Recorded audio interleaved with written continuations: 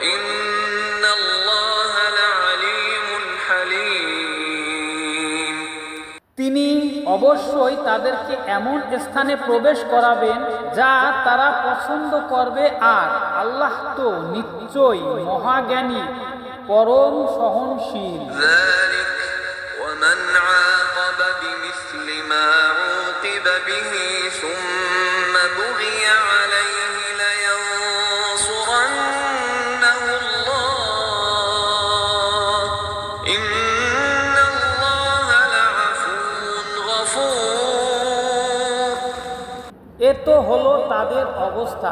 আর যে ব্যক্তি আঘাতপ্রাপ্ত হলে সমপরিমাণ প্রতিশোধ গ্রহণ করে অতঃপর আবার সে নিপীড়িত হয়, আল্লাহ তাকে সাহায্য অবশ্যই করবেন। আল্লাহ অবশ্যই মাফকারী, ক্ষমাশীল।